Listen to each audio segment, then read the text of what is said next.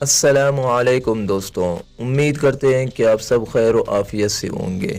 دوستوں، نواب اکبر بگٹی ایک ایسا نام جو کہ ذہن میں آتی ہی ایک ایسی شخصیت کا تصور اجاگر کرتا ہے جو اپنی آن بان اور شان و شوکت کی اعلیٰ مثال ہے۔ نوابی اور سرداری کا منہ بولتا ثبوت، یہ نام نواب اکبر بگٹی پاکستان کی تاریخ میں ایک جاندار اور پرکشش حیثیت کا عامل ہے۔ تو دوستوں، آج کی اس ویڈیو میں ان کی پیدائش سے لے کر ان کی شہادت تک کے چند واقعات اور ان کی سیاسی زندگی کے بارے میں کچھ چیزوں سے آپ کو آگاہ کریں گے۔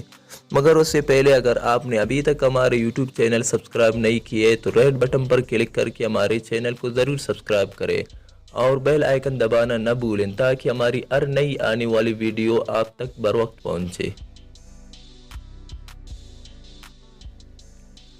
مشہور بلوچ قوم پرست سیاسی لیڈر، جمہوری وطن پارٹی کی سربراہ، سابق گورنر اور وزیر اعلیٰ بلوچستان نواب اکبر خان بگٹی نواب میراب خان کے ہاں بارکان میں 12 جولائی 1927 میں پیدا ہوئے۔ ایچیسن کالج لاہور سے تعلیم مکمل کی اور اس کے بعد آکسفورڈ یونیورسٹی سے اعلیٰ تعلیم حاصل کی۔ وہ 50 سال پہلے 1946 میں اپنے قبیلے کے 19ویں سردار بنے۔ 1949 میں انہوں نے حکومت کی خصوصی اجازت سے پاکستان سول سروس اکیڈمی سے PAS یعنی CSS کا امتحان دیے بغیر تربیت حاصل کی۔ BBC کے سابق نامہ نگار اور کتاب دی ٹائیگرز آف بلوچستان کے مصنفہ سلوویہ میتن، جو نواب اکبر بگٹی سے آج سے 60 سال پہلے 1946 میں ملی تھی، وہ لکھتی ہیں کہ نواب اکبر شہباز خان بگٹی کے ایک جھلک دیکھ کر کسی بھی رومانوی ذوق رکھنے والے کی آنکھوں کو تسکین پہنچتی ہے۔ 6 فٹ سے کچھ بڑھ کر دراز قد، وجاہت سے مزین چہرہ، گھنے اور چمکیلے سیاہ گنگریالے بال، نہایت موزون چدری ہوئی داڑھی، خوبصورت اور ذہانت سے بری آنکھیں، اس مزہ اور دلکش ناک، غرض ایک ایسا شخص جس سے آپ متاثر ہوئے بنا نہیں رہ سکتے۔ آپ ہزار بار جو کچھ بھی کہیں مگر یہ وہی اکبر بگٹی تھا جس نے ابراہیم لنکن کے پیروی میں 1948 میں بگٹی قبائل کے قبضے میں موجود ہزاروں غلاموں کو آزاد کرنے کا حکم دیا۔ نواب اکبر خان بگٹی بعد میں سندھ اور بلوچستان کے شاہی جرگے کے رکن نامزد ہوئے۔ 1951 میں بلوچستان کے گورنر جنرل کے مشیر مقرر ہوئے۔ وہ 1958 میں وزیر مملکت کے طور پر وفاقی کابینہ میں شامل رہے۔ 1960 کی دہائی میں وہ چوٹی قومیتوں کے حقوق کے علمبردار جماعت نیشنل عوامی پارٹی میں شامل ہو گئے۔ فیلڈ مارشل ایوب خان کے دور میں وہ کچھ عرصہ جیل میں بھی قید رہے۔ جب 1973 میں سردار عطا اللہ مینگل بلوچستان کے وزیر اعلیٰ بنے تو نواب اکبر بگٹی کے نیشنل عوامی پارٹی کی قیادت سے اختلافات ہو گئے۔ جب 1973 میں ذوالفقار علی بھٹو نے نیب کی حکومت کو برخاست کی اور نواب اکبر خان بگٹی کو صوبہ کا گورنر مقرر کر دیا، وہ 10 ماہ گورنر رہے لیکن بعد میں ذوالفقار علی بھٹو سے اختلافات کی بنا پر مستعفی ہو گئے اور 1973 میں ہی آپ نے ایئر مارشل اصغر خان کی سربراہی میں قائم تحریک استقلال میں شمولیت اختیار کی۔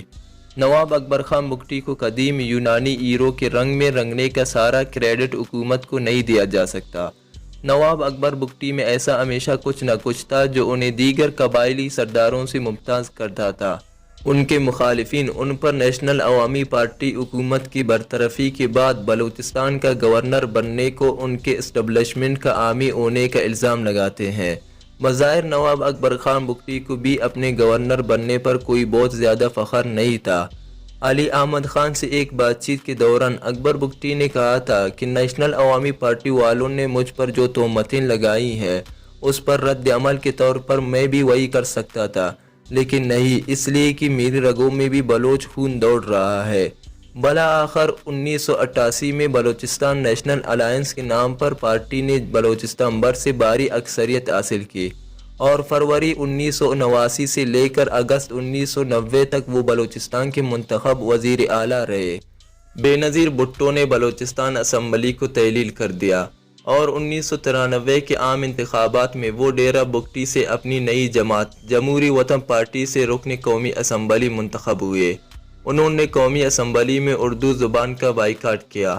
انہوں نے بعد میں 1997 اور 2002 کے انتخابات میں حصہ نہیں لیا۔ نواب اکبر خان بگٹی کی کولو کے مری قبائل سے رشتہ داری تھی۔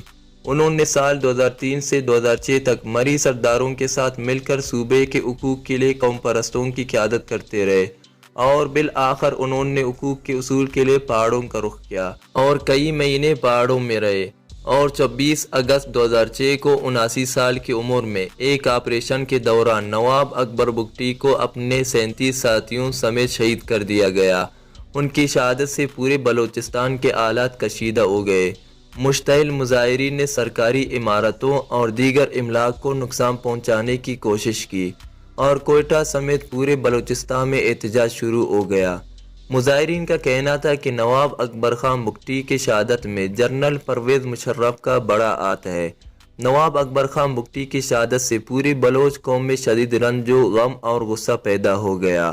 نواب صاحب کی شہادت نے بلوچستان میں ایک تاریخ رقم کر دی اور بلوچ قوم اسے ایک ہیرو کے طور پر یاد کرتی ہے اور انہیں ڈاڈائے بلوچستان کا لقب دے دیا۔